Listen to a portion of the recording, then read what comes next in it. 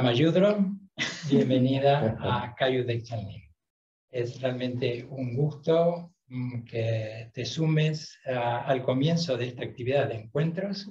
Te estamos muy agradecidos que hayas aceptado esta invitación. En nombre de la Junta Directiva de Cayo de Chanlin, de todos nosotros, pues muchas gracias y allí vamos con nuestro tema. Venga, ahí vamos. Muchas gracias también, me siento muy agradecida de que me hayáis contado conmigo para dar la inauguración, ¿no? Un poco a este ciclo de encuentros. Muchas gracias a la organización del centro, le tengo aprecio, es una ciudad en la que viví y también he tenido alguna relación con el centro previamente. Gracias por esta invitación. Me gustaría que contextualizáramos un poco este encuentro. De alguna manera, cuando teníamos conversaciones informales, encontramos que era una bella invitación la de encontrarnos. Entonces, por jugar un poco con las metáforas y con las ideas, ahora nos estamos encontrando. Este es el sentido que comenzamos a poner en marcha hoy. Encontrar sensibilidades, voces, experiencias de estas cosas tan humanas que nos pasan a todos.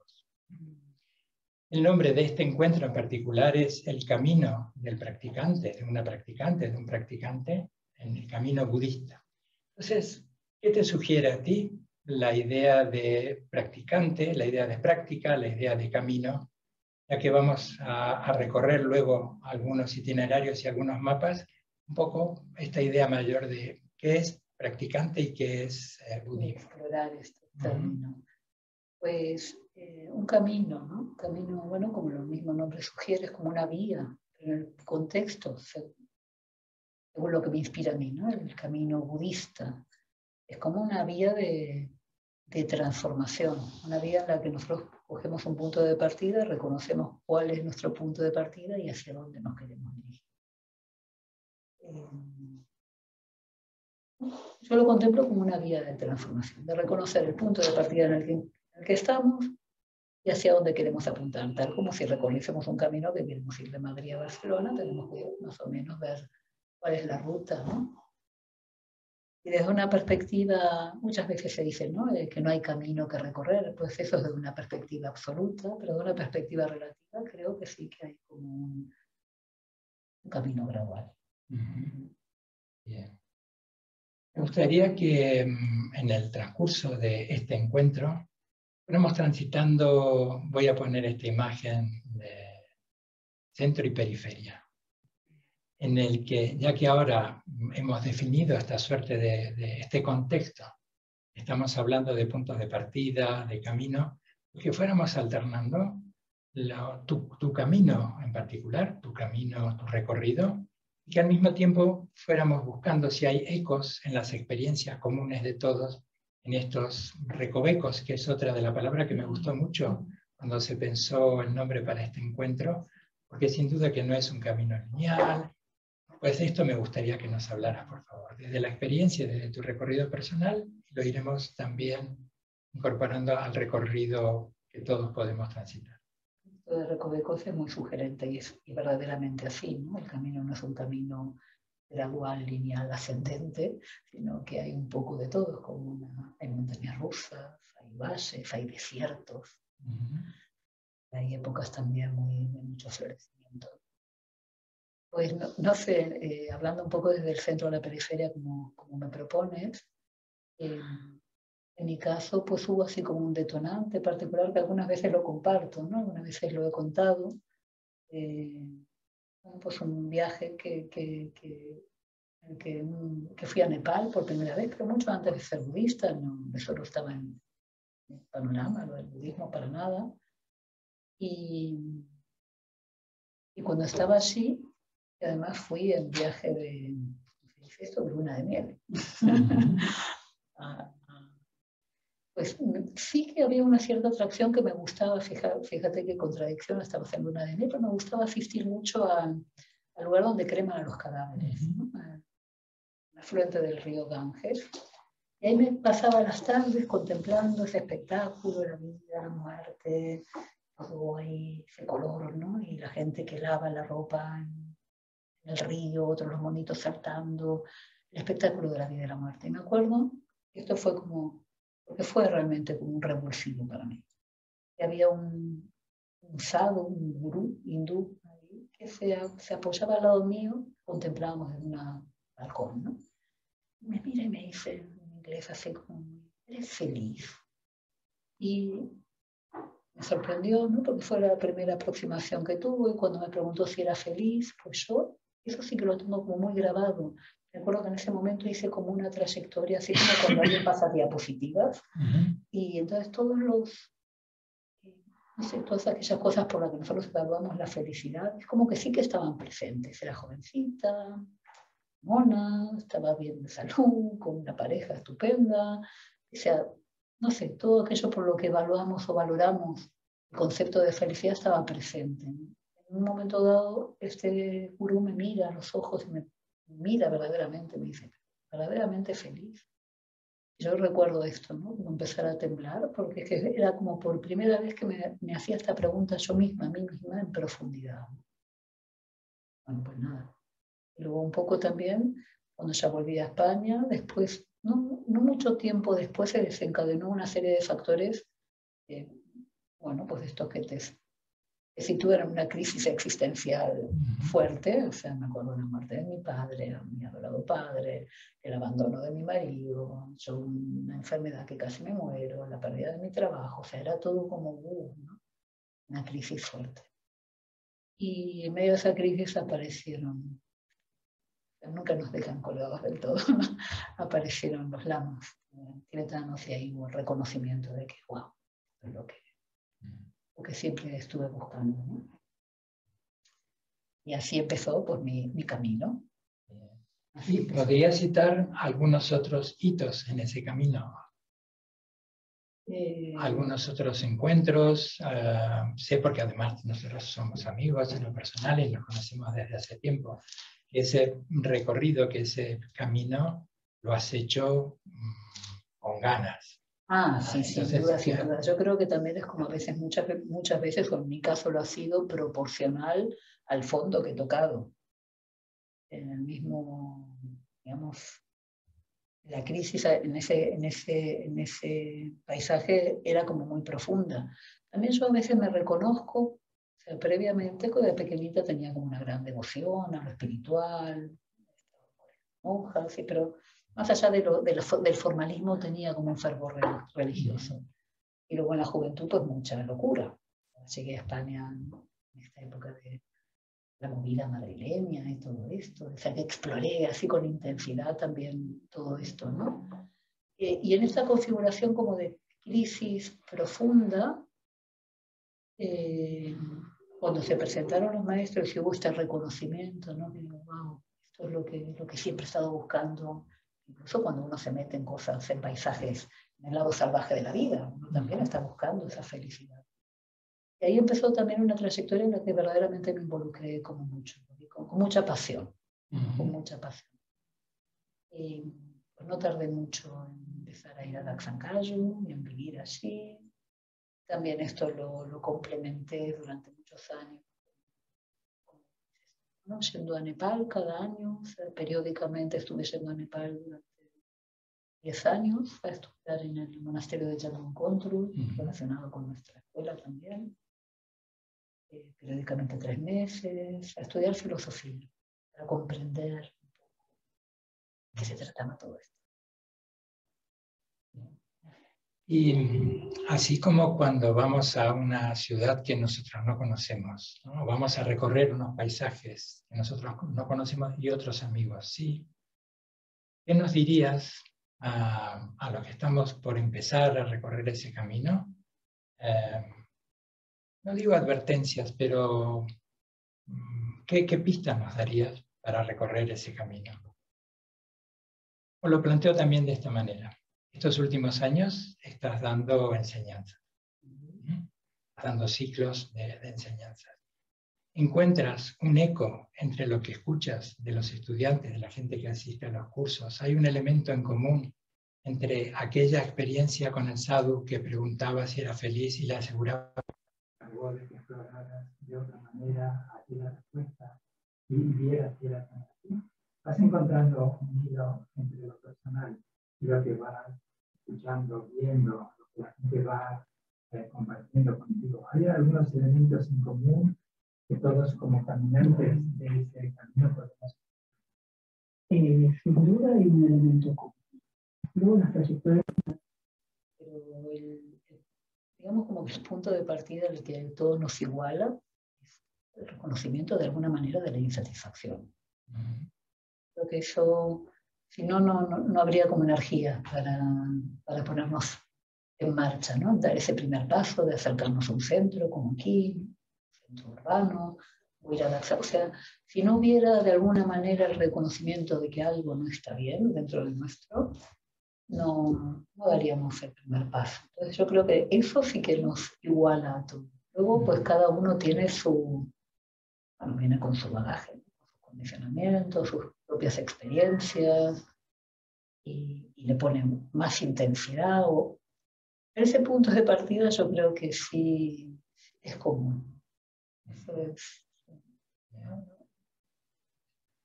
Y en ese recorrido, que podríamos proponer un punto de comienzo, Nepal, esta escena en Pasupatinat con el guru, luego la vida que te muestra su lado más dramático y más doliente, luego tu acercamiento a lo que nos has estado contando.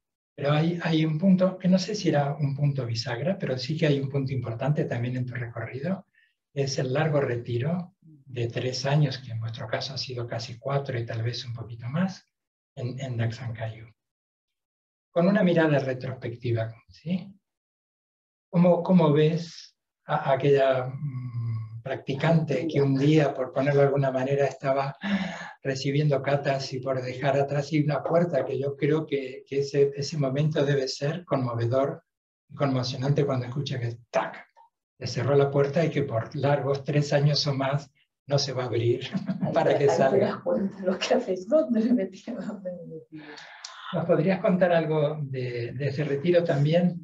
De expectativas, insatisfacciones, también yendo de lo personal a ese punto de centro y periferia. A veces yo advierto, intuyo, que están sobrevalorados, o que hay más que sobrevalorados, que hay como una idea preconcebida de lo que pasa en un retiro. Bien sea un retiro corto, de fin de semana, de meses o de años. Me gustaría que exploraras un poco esa idea, desde tu recorrido personal, ese retiro, que sin duda es una experiencia de gran calado y de gran peso, y luego también, bueno, si has encontrado alguna diferencia entre lo que pensabas que iba a ser ese retiro y lo que finalmente sucedió. Bueno, para el retiro, de alguna manera, pues siempre había estado un poco como en mi anhelo o en mi patrón estar. Incluso ahora lo pienso cuando se ven las circunstancias, es como me gustaría. Y fue un poco también el propósito de estos años de estudio en Purahari, ¿no? Los cursos están, digamos, desarrollados un poco para que cuando uno entra en el retiro, entra por lo menos con todos los conceptos claros, o sea que la parte filosófica y tal la tienes asimilada y ahora a experimentar, ¿no? El retiro de 3 años, bueno, personalmente me siento como muy afortunada, bueno, creo que todos en general. Y además de haber participado del primer retiro de 3 años, ¿no? Yo creo que, no sé, Lama Drumju puso su alma en ese retiro, su entusiasmo, bueno, no cuido, increíble, increíble, ¿no? O sea, cuando miro con retrospectiva digo, por favor. Ahora, volviendo a lo que me preguntabas, ¿no? Yo siempre digo, tengo como un eslogan, siempre que digo, un retiro es una gran oportunidad, pero no es ninguna garantía. Me quedo con esa frase. Es una gran oportunidad, pero no hay ninguna garantía. Debiera estar en las casitas de retiro, como una advertencia, ¿no? Así como el propietario no se responsabiliza por el uso del ascensor, pues...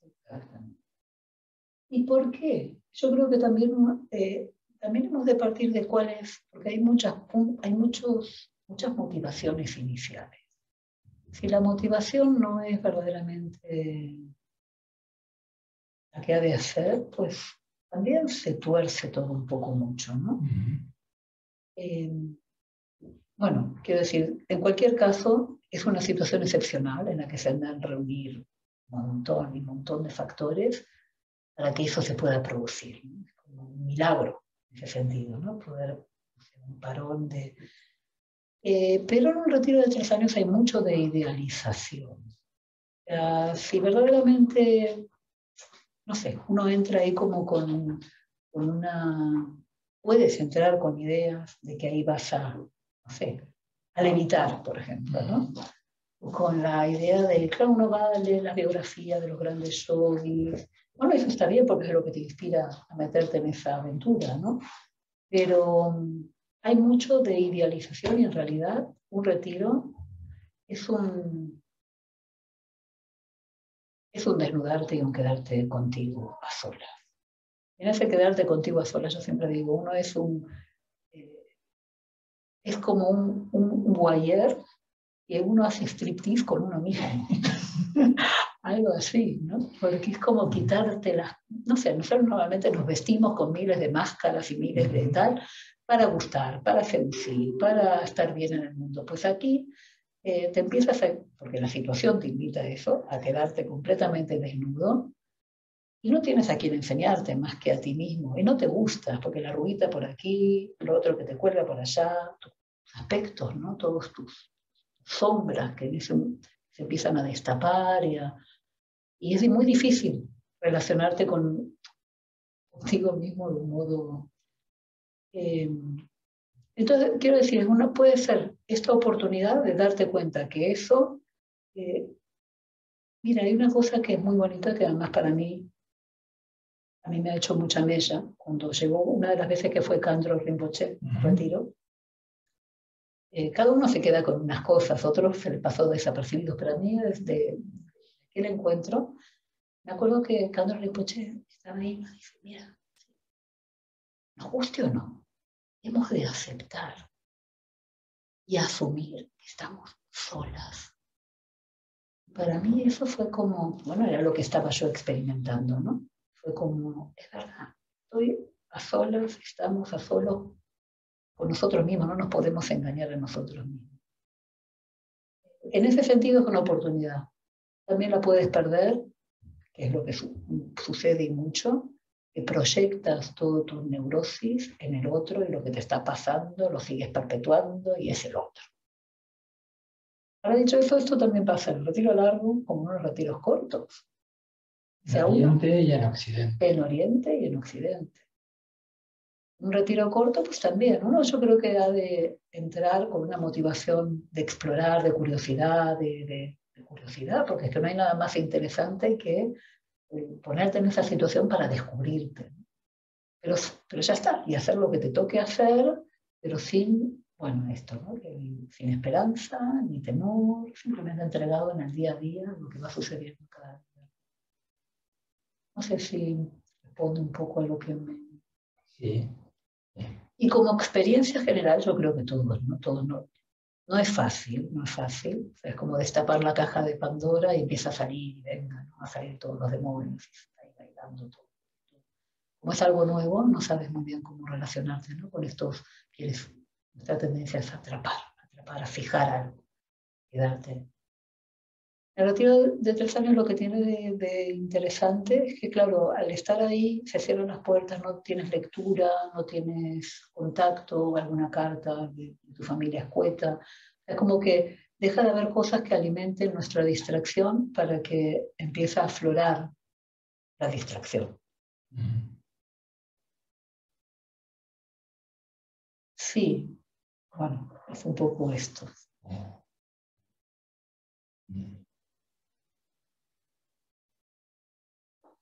A eso iba cuando, a todos por seguir con la idea, la metáfora de camino, que aunque estés en un retiro meses o de años en solitario o grupal, y aunque no salgas de tu cuarto o de la zona de retiro, tienes un largo camino, un largo recorrido, en el que te acercas a precipicios, te encuentras en encrucijadas, te pierdes, a veces quieres perderte porque no quieres encontrarte contigo, otras veces quieres encontrarte y no te hallas.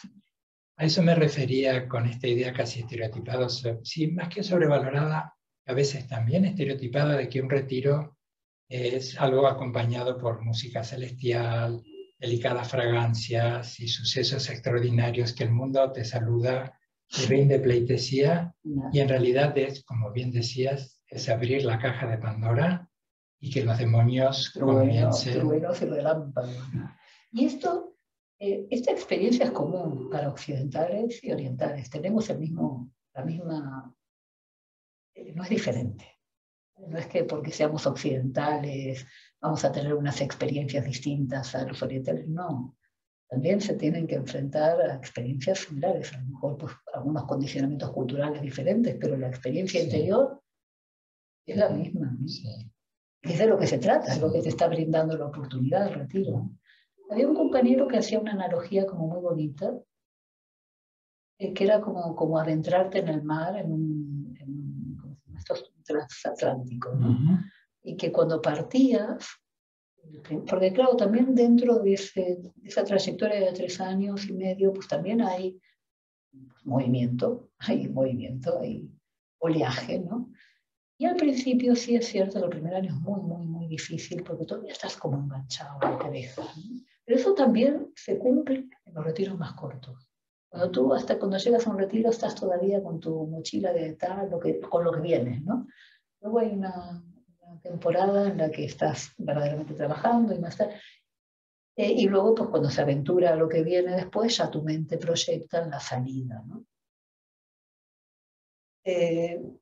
Sí es cierto que al final, o sea, todo eso sucumbe, ¿no? Si uno es capaz de captar de lo que se trata el proceso, pues estos demonios sucumben y afloran estados. También hay estados gozosos, ¿no? Sin duda, sin duda. Dos temas encuentro con esto último que acabas de decir. No deja de sorprendernos como unas enseñanzas que han sido enunciadas hace más de 2600 años, y con el enriquecimiento de todas las exégesis, los comentarios y todo el enriquecimiento que ha dado pie a tantas escuelas de budismo, tantas expresiones, y en un continente, en una cultura en particular, puedan ser hoy, siglo XXI, y en Occidente, y en Europa, y en España, tan actuales. Ahí yo creo que uno puede valorar la profundidad de la enseñanza, que va más allá de culturas, va más allá de tiempo. La primera noble verdad del sufrimiento pues nos atraviesa a todos con matices personales, individuales, culturales, sociales, pero está allí presente. Y luego el buscar la causa y el cese, lo que plantean las 4 nobles verdades, y el método, ¿no? El método tan rico, y particularmente el del budismo vajrayana, el del budismo tibetano. Como señalas, puede ser no. De hecho, tenemos diferencias culturales, bagajes culturales nos han permeado en nuestras culturas occidentales y orientales, pero finalmente todos pasamos por las mismas experiencias. Entonces, el valor del método y el valor de la enseñanza. Quiero recordar esto, que en nuestra charla de esta tarde, mientras caminábamos y nos deleitábamos con el color del otoño por el Parque Retiro, hablabas de Kyabje Kalu Rinpoche. Entonces me gustaría, porque creo que eso no es un elemento que sea debidamente valorado, debidamente conocido. Como un maestro oriental, pues bueno, te dejo a ti que nos cuentes, porque a mí realmente me volvió a conmover la figura de Kyabje Kalu Rinpoche. Nuestro paseo un poco también para el auditorio, ¿no? Que estuvimos compartiendo, intercambiando. Pues a mí una de las cosas que también muchas veces, pues así como a ti que ahora has puesto el acento en esto, te has dado cuenta de lo que te comentaba, también me resulta me conmueve. Kyabje Kalu Rinpoche anterior, esta figura tan tradicional y este maestro tan increíble, ¿no? Fue el primer maestro, Mero Karma Tiempa, que este tesoro tan preciado de las enseñanzas, de los retiros de 3 años, digamos como que ofrece este regalo para sus estudiantes occidentales. Es decir, si hay algo como más mantenido ahí en secreto y no sé qué, pues son las enseñanzas estas profundas, ¿no? De los yogas, del Dharma. Kalu Rinpoche tuvo confianza en sus discípulos occidentales. No fue fácil, fue también, imagínate, ¿no? Controvertido, criticado, porque es que cómo va.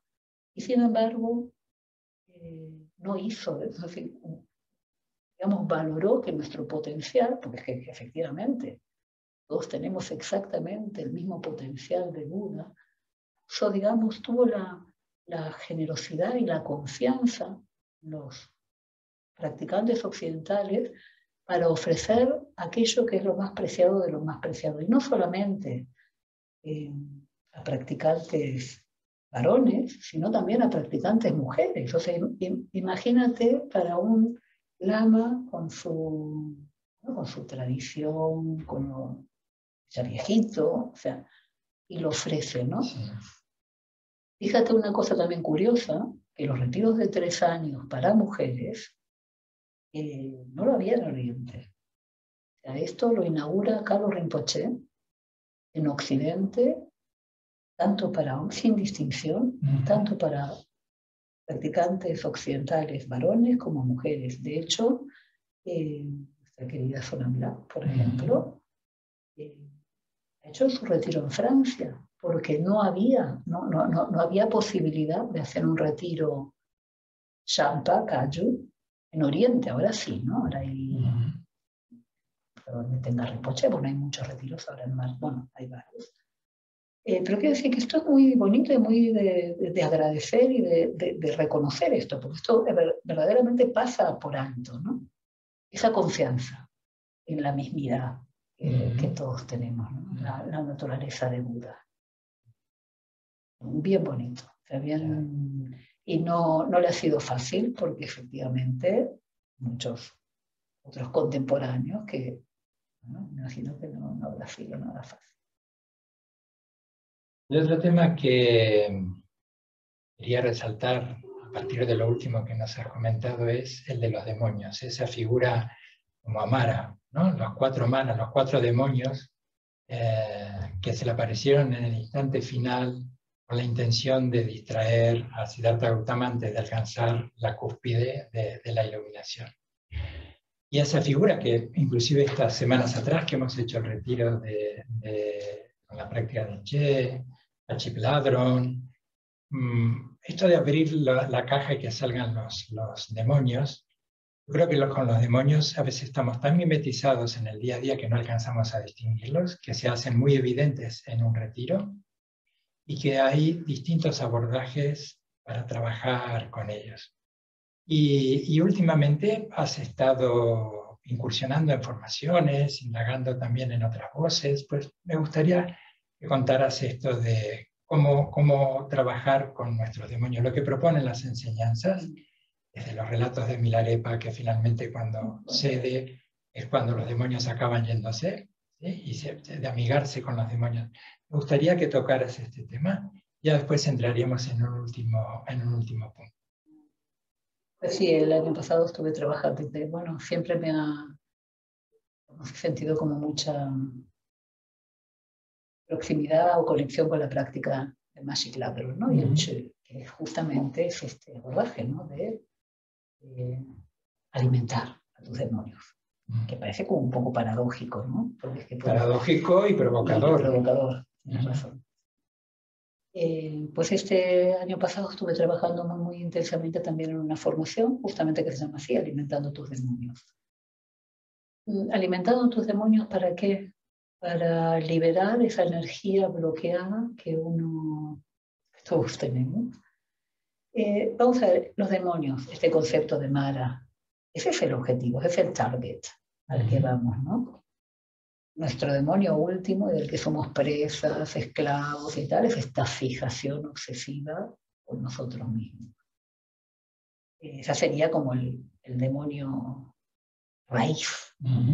Y luego, pues, de ese demonio raíz, todas las expresiones de todos nuestros demonios. Pero nuestros demonios, ¿qué son? ¿No? Nuestras depresiones, angustias, inseguridades, miedos con todas sus facetas,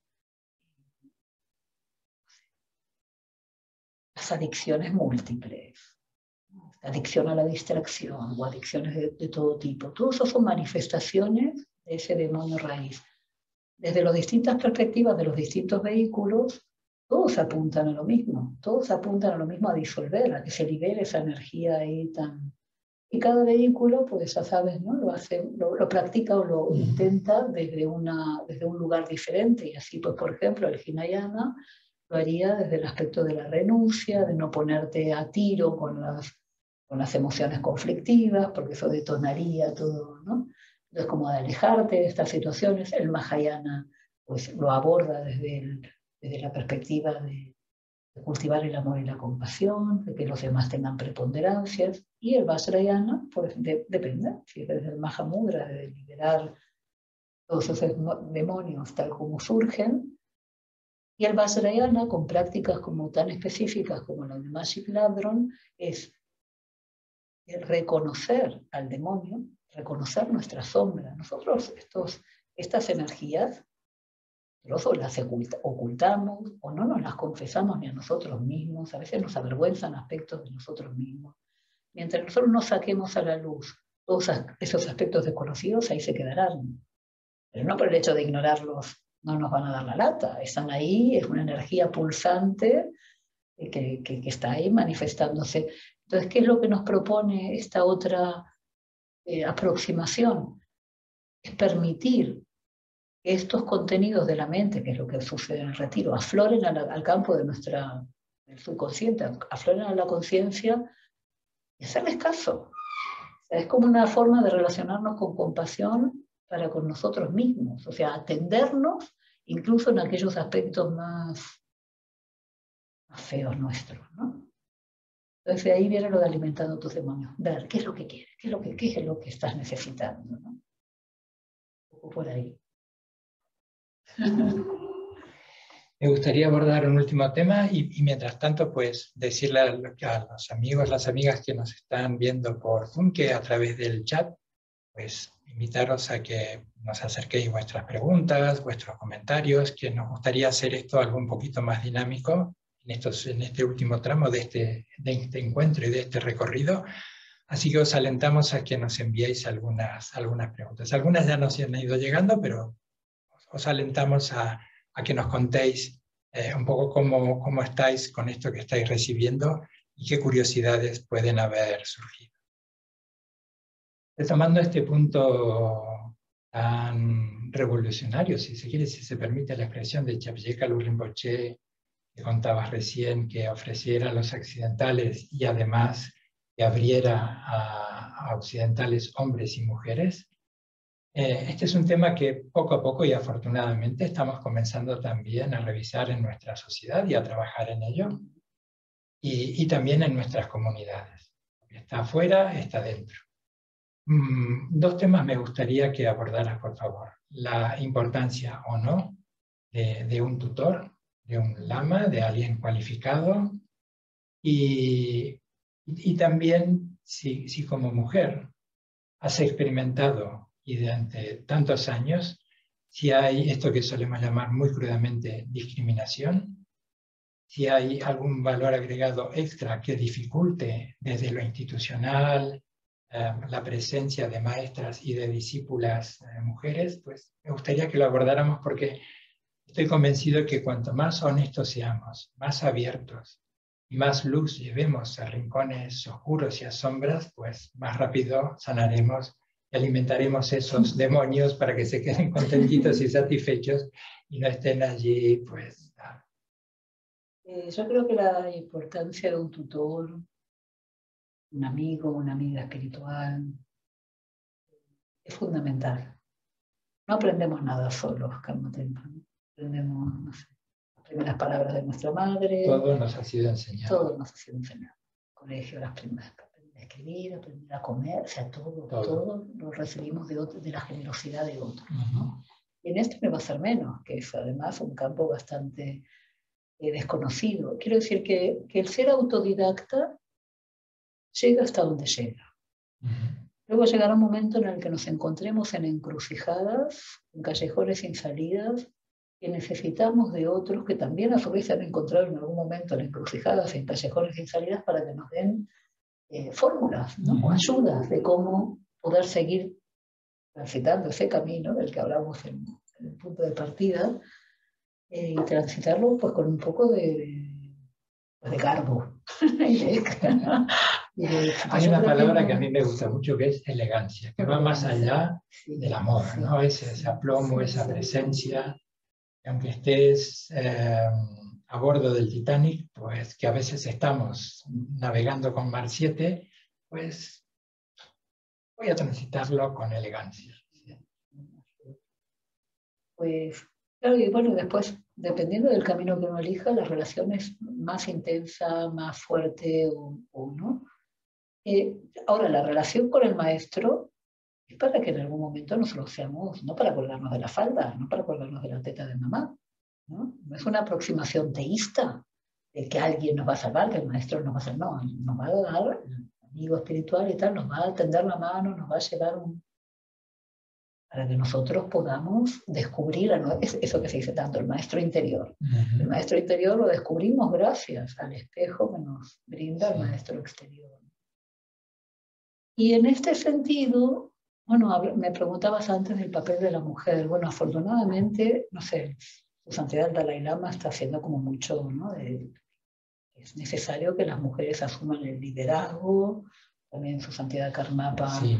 Y pues también, ¿no? Dando los votos a las mujeres, o sea, es una situación como que es inadmisible, es inadmisible. No tiene ya nombre, ¿no? Pero todavía es cierto que en Oriente, por ejemplo, hay monasterios, que los hay, en el que las monjas no tienen textos porque se considera que los contaminan. O sea, hay algunos que son así, muchos sí. son así, que no tienen acceso a textos sagrados porque se contaminan, porque los... claro, aquí en Occidente eso no da lugar, ¿no? Porque aquí, afortunadamente, gracias a la valentía y a la lucha de muchas mujeres y también a todos esos hombres, sí. ¿no? Que acompañan en este proceso de igualdad a las mujeres, ¿no? Son buenos compañeros que, pues eso ya no se manifiesta con tanta, así de esta manera tan... Pero aún así yo creo que hay como mucho camino que recorrer, porque si te das cuenta, en todos los centros, bueno, somos la mitad o más, o más cuando hay cursos y tal. Sin embargo, no hay todavía la misma proporción de mujeres que tengan un lugar relevante en las instituciones, en los centros y tal. Siguen siendo una gran mayoría. Y yo creo que es muy, muy necesario, porque si bien nuestra esencia es exactamente la misma, nuestras sensibilidades son distintas, nos manifestamos de distinta manera. Entonces tiene que haber como referencias en las que tanto las mujeres como los hombres les resuenen aquello que, no sé, la mujer a lo mejor tiene una característica pues, más emocional, más de cuidado, o sea, tiene un hombre pues, a lo mejor es más racional, más práctico y eficaz, o sea, quiero decir que son complementarios y tiene que haber como lenguajes para todos, en las que todos... y las minorías también, que se han de hacer como súper presentes. O sea, ya en estos contextos de en Occidente, o sea, que ya... Y además es una forma de enriquecernos. Que no haya estas...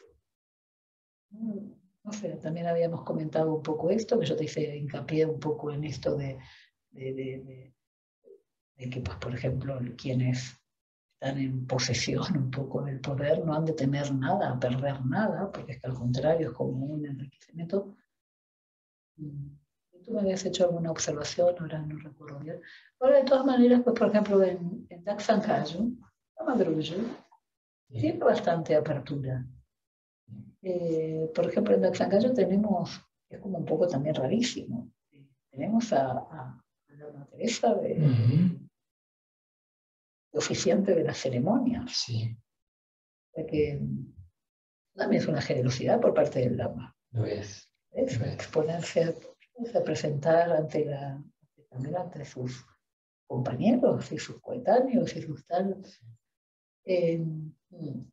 Pero bueno, sí tiene que haber relevancia, igualdad, y tenemos también tener esta solidaridad por parte de nuestros compañeros hombres, porque es que creo que eso redunda en beneficio para todos, en riqueza para todos. Nos enriquece y además nos necesitamos. Porque todos podemos aportar algo, hombres, mujeres, dependientemente de nuestra manera de observarnos en cuanto al género, orientales y occidentales, que es importante trabajar esos vasos comunicantes entre unos y otros, porque todos nos necesitamos, y esa es la base del Dharma, trabajar ese punto también de igualdad, porque esto mismo recordaba ahora de Sonsar Khyentse Rinpoche, hace ya unos 3 o 4 años, ante un auditorio butanés, que hablaba precisamente de esto, que la naturaleza de la mente está más allá de hombre, mujer, lesbiana, gay, y eso ha tenido, si aquí es algo que ya nos vamos afortunadamente acostumbrando, pero aún dicho por un gran maestro, pues llama la atención, recordando este punto de valentía también de los maestros, que esa es la expresión también directa de la compasión, hablar ante un público que tiene algunas particularidades y que no han asumido algunos temas, y que fuera tan directo, me pareció extraordinario. Hablar precisamente de eso, que la naturaleza de la mente está más allá de ello. Como decías en el comienzo, eso es lo absoluto, ahora en lo relativo tenemos que trabajar para que estas diferencias, estos muros que hemos ido construyendo nosotros, pues, que son puras ficciones, pues los vayamos desmontando.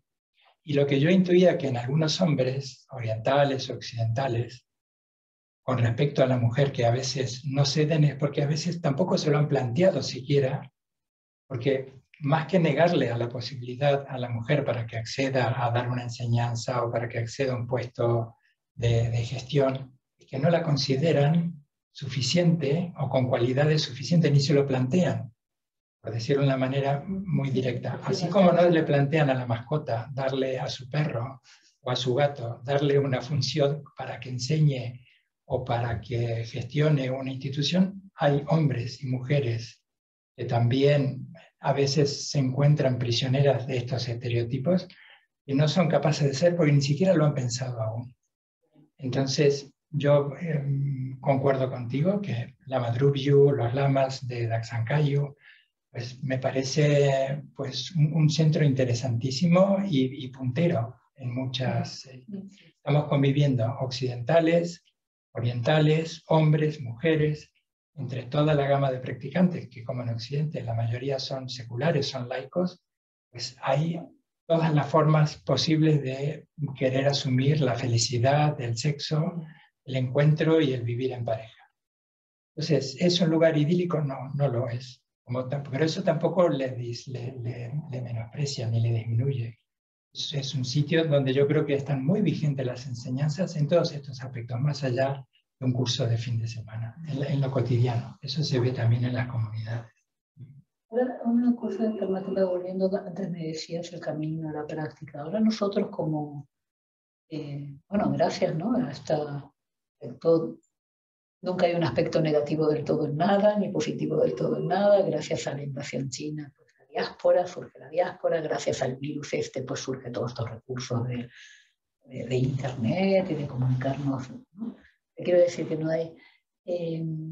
pero yo sí, para que nosotros, o sea, nuestra responsabilidad como... Ahora nos llega el budismo y además una riqueza porque tenemos acceso a todos los maestros, a los mejores, bueno, un montón de información.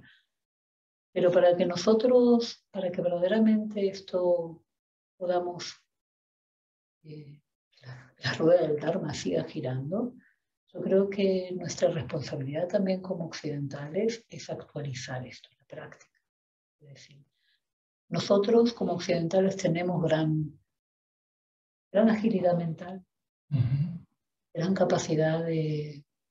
Ahora esto tenemos que, o sea, la riqueza del Dharma, tenemos que verdaderamente tener certidumbre, experimentarla y tener certidumbre, porque esto es lo que nosotros podemos volcar en los demás y permitir que este legado tan precioso que nos ha llegado es nuestra responsabilidad.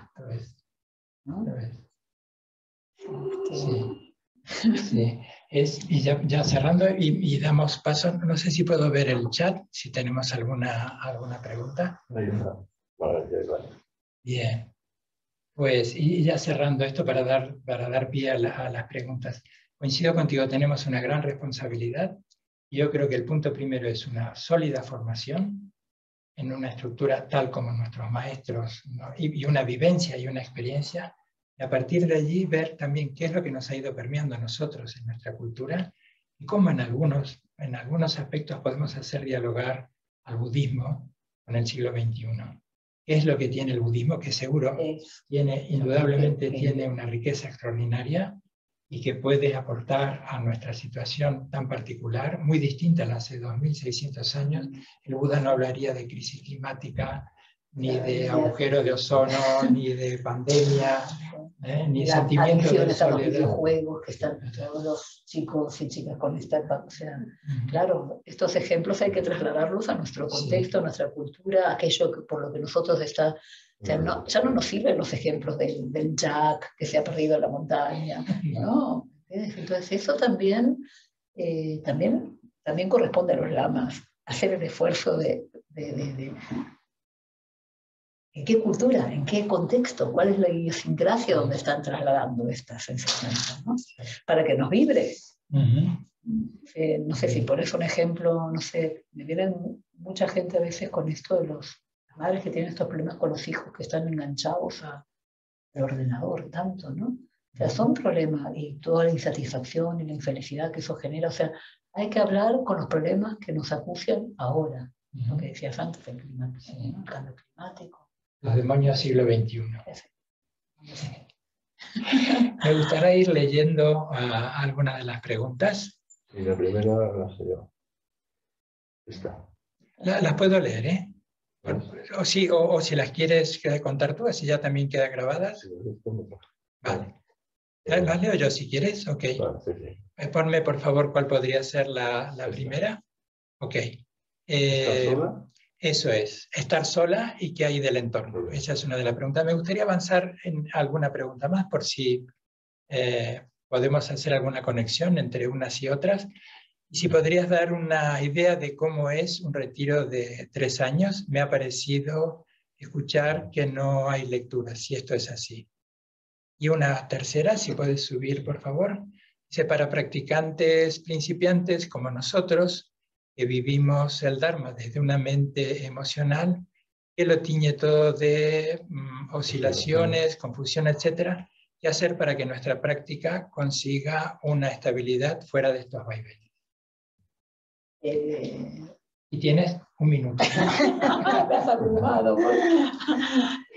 Creo que hay un hilo conductor y sabrás encontrarlo. Vale. Una de el tema de estar solo, que hay de la compañía, del entorno. Yo creo que hace referencia a cómo, por ejemplo, en el retiro, está esa doble propuesta de estar acompañado, pero al mismo tiempo hay espacios de silencio, hay cada uno en su cuarto practicando, bueno, lo que hacemos en los retiros. Estás solo, pero también estás en el entorno. Y yo luego que, sin duda, que se pone... La dinámica de un retiro, preguntaba, y el tercero la dinámica de un retiro, y el tercero es para nosotros, practicantes principiantes, que en un punto todos lo somos, porque por muy experimentados que estemos... Podríamos hacerlo siempre. Podríamos hacerlo siempre también, proponer los dos, tienes razón, para no creer que ya está todo, que no hay ningún demonio por allí que esté pasando hambre.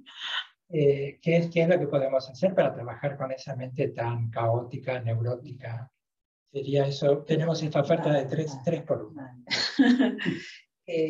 La soledad y el entorno. Yo creo que cuanto más nosotros aprendemos a estar a gusto con nosotros mismos, en nuestra soledad, mejor nos relacionamos con el entorno.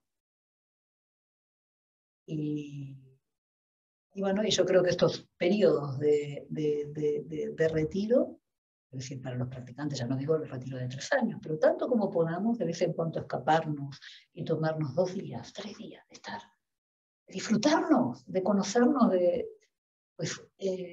son como pequeños empujes que nos damos para que después nos podemos relacionar mejor con el otro. Si no tenemos una buena relación con nosotros, olvídate que con el otro no te vas a relacionar bien de ninguna de las maneras.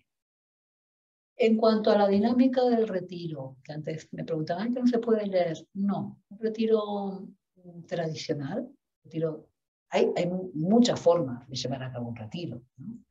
Pero en el retiro tradicional de 3 años, si acaso, se lo decía que Abshe Kalur Rinpoche, puedes leer alguna biografía. Una biografía que te inspire, porque es que lo que tú estás viviendo es lo que ha vivido pues Milarepa o Marpa. Entonces, biografía sí porque te inspira. Cualquier otra lectura te saca de lo que se supone. O sea, el retiro está muy, muy, muy pautado, muy marcado. Y no tienes tiempo para nada. Todo lo haces. O sea, es como... También es muy bonito, porque llega un momento que es muy fácil. Es como... No tienes que pensar nada. Así como tú cuando dices, estoy con esa dieta, que no pienso nada, hago lo que tengo que hacer, pues del mismo modo, ¿no? Si tú te ciñes a la dinámica, te levantas a tal hora, toca esto, después toca lo otro, ya cuando vas a cortar el baño pones la kettle para que cuando vuelva a hacer todo, y llega a instalarse como una dinámica como muy, en sentido agradable, porque no tienes que pensar nada más que hacer lo que te toca hacer. En ese lugar no cabe tampoco puedes escribir tus ideas, que te vienen cosas como maravillosas a la mente. No, no, no. La práctica, la acumulación, todo eso supondría distracción y movimiento mental. O sea, el estudio, los libros, ¿qué tal? Eso lo tendrías que haber hecho antes. En ese momento no toca. Es así. Los retiros, pues cada uno se plantea un retiro como... ¿no? Hay distintos tipos de retiro, ¿no? Un retiro estricto pues, también es una oportunidad de quedarte sin el teléfono. Sería un retiro como más actual y no individual, una oportunidad para desconectarte y hacer la práctica que te has propuesto hacer.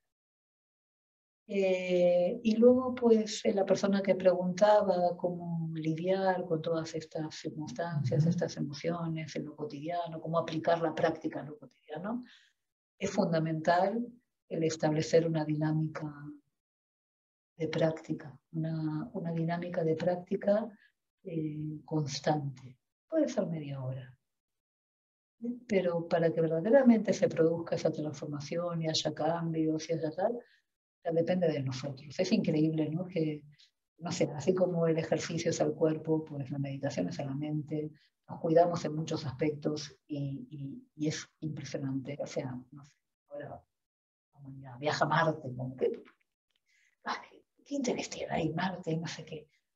¿No será mucho mejor explorarnos a nosotros? O sea, hay como un desfase, ¿no? De seguir conquistando siempre en todos los terrenos afuera, todo para afuera. La meditación nos propone explorarnos y conocernos a nosotros. Para poder trabajar con todas nuestras emociones y tal, esto que se dice, ¿no? La liberación en la palma de nuestra mano, depende de nosotros. Somos nosotros los responsables y los artífices de nuestra felicidad, de cómo interpretamos la vida. Y bueno, ¿qué es lo que nada? Que vengan a un centro, si están en Madrid, que vengan a los cursos de Kalmatempa, que vengan a un centro, que se acerquen por la primera pregunta, sí. parece que enfatiza que hace referencia a hace referencia a la vida. Nos dice, no siempre estamos desconectados.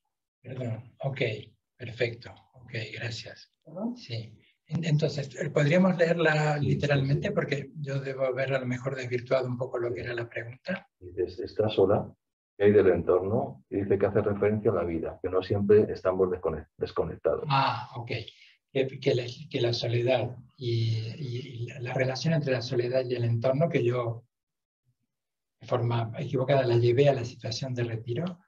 Entiendo que esta pregunta, ¿cómo la valorarías en nuestra vida cotidiana, en nuestras vidas urbanas, la relación entre la soledad y nuestro entorno? Bueno, es que hay, creo que más o menos lo he respondido antes. Depende, o sea, no sé si por soledad, hay una soledad que a veces no la elegimos, o sea, quiero decir, no sé a lo que se refiere a personas que se sienten solas porque esto no es un sentimiento ni algo que uno ha de buscar. ¿Podríamos ayudaría a definir soledad, por ejemplo? ¿Puedo intervenir? De sentir solo y más aislado.